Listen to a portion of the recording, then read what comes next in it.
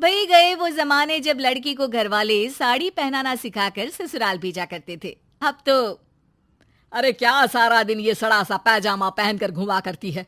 अरे कभी चुन्नी वाला सूट भी पहना कर। चुन्नी वाला सूट उसमें कौन सा बड़ा काम है। ये लो। राधा अंदर जाती है, पजामे के ऊपर ही कुर्ता और दुपट्टा डाल आती है। हैप्पी सासू माँ, अब तो पैजामे से कोई दिक्कत नहीं है ना। सास राधा को देखती है।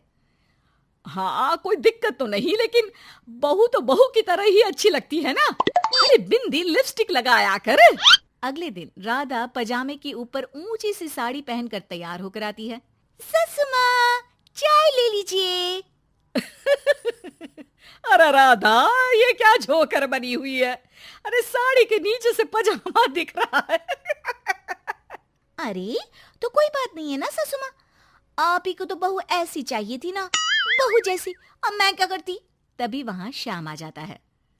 अरे राधा, माँ के कहने का मतलब है कि साड़ी मतलब सिर्फ साड़ी। आप भी ना पागल हो गए हैं क्या। सिर्फ साड़ी तो सत्यम शिवम सुंदरम की जिन्नत अमान ने पहनी थी। अरे लोग देखते तो थे जी भर भर के, लेकिन आंखें बंद करके। कैसी बातें कर रहे हैं आप। अरे मोहल्ले वाले क्या कहेंगे ना। अरे बस बस श्याम, तू चुप हो जा। ये औरतों के बीच में मत बोला कर। वैसे भी तेरी बीवी को पढ़ाई लिखाई की सिवा आता क्या है।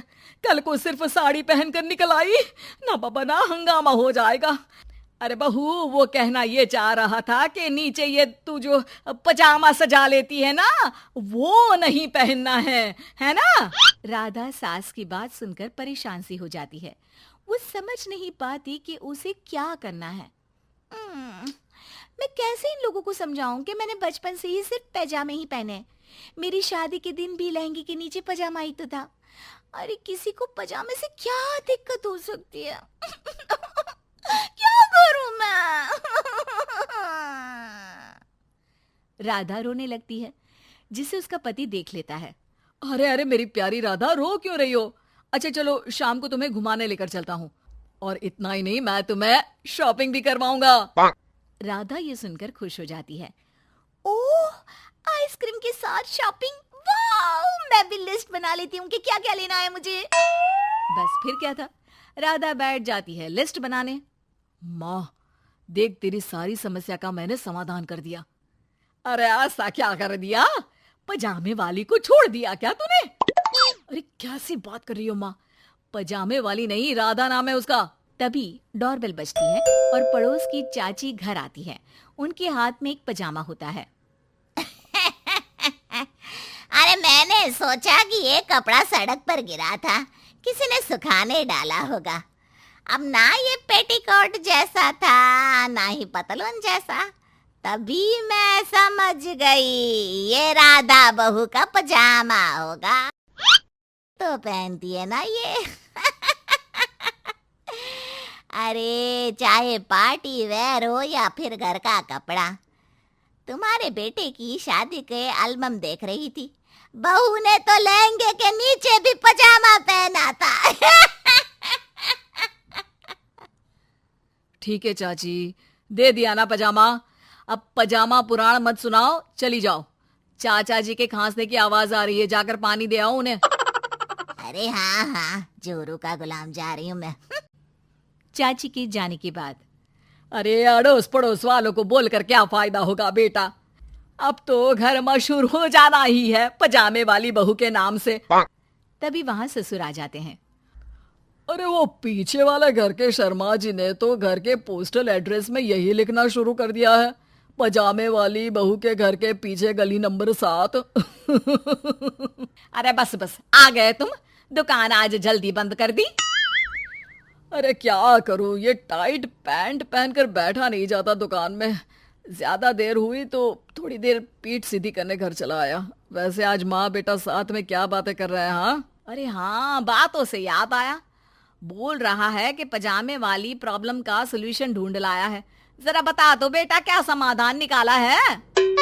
वो मैं ना माँ आज राधा को शॉपिंग के लिए ले जा रहा हूँ।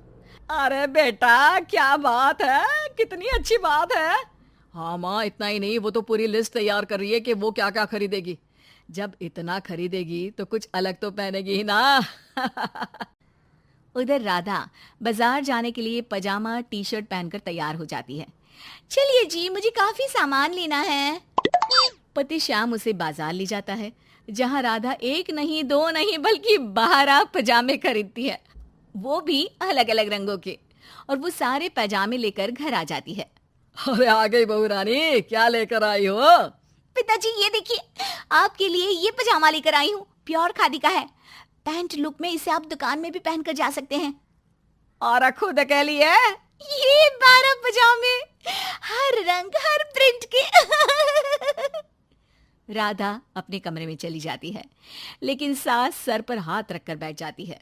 हाय रे फूटी किस्मत, भाग्य में साफ सुथरी सजी धजी बहू दिखना लिखाई नहीं है तो क्या किया जा सकता है। अरे बाजार गई भी तो क्या लेकर आई ये सड़े पैजामे। राधा इस बार फिर सास का रोना सुन लेती है। मैं क्या करूं भगवान, साड़ी में डर लगता है कि कहीं फंस कर गिर न जाऊं। माँ जी को पजामे से नफरत है, लेकिन एक अच्छी बहू होने के नाते मैं अपना पहनावा माँ जी के लिए जरूर बदलने की कोशिश करूंगी। हाँ भगवान जी। अगले दिन राधा बिना पजामे वाली साड़ी पहनकर सास के पास खड़ी हो जाती है। हाय रे, सूरज आज कहाँ से निकला है? अरे राधा बहू ने साड़ी पहनी है, वो भी पजामे के बिना। अरे वाह वाह बहू, तू तो राजकुमारी लग रही है।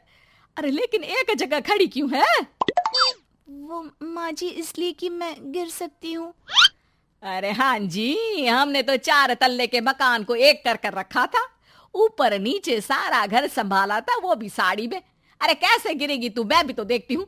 जा छत से कपड़े लेकर आ। ना माँ जी, मुझसे नहीं होगा, मैं गिर जाऊंगी साड़ी में फंसकर।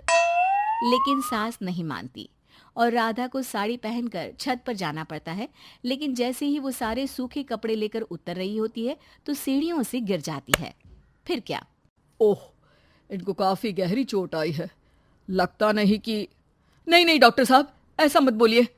अरे सारी गलती मेरी है डॉक्टर साहब, मेरी बहू को बचा लीजिए। अरे हाँ, वो बच जाएंगी, लेकिन चोट भरने में देर लगेगी। धीरे धीरे राधा ठीक हो जाती है और एक दिन जब पहली बार वो ठीक होकर कमरे से बाहर निकलती है तो देखती है कि सास ससुर पति सब पैजामे पहनकर खड़े होते हैं। देखा बहू, कैसा लग रहा है ये पैजामा? वैसे बहू सही में ये बड़ा कंफर्टेबल है। हाँ, अरे अब तो इसे पहनकर मैं इतने आराम से दुकान में बैठता हूँ कि कितने ही ग्राहक क्यों ना आ जाए, फटाफट काम होता है। मुझे माफ कर दीजिए माँ जी, मैं साड़ी पहनने की पूरी कोशिश करूंगी। अरे नहीं बहू, मुझे माफ कर दे, तूने घर के लिए मेरे लिए बहुत त्याग किया। बेटा इंसान पहनावे से नहीं बल्कि अपने कुशल व्यवहार से सबका प्यार पाता है। हमें तो अब बस पजामे वाली ही बहू चाहिए।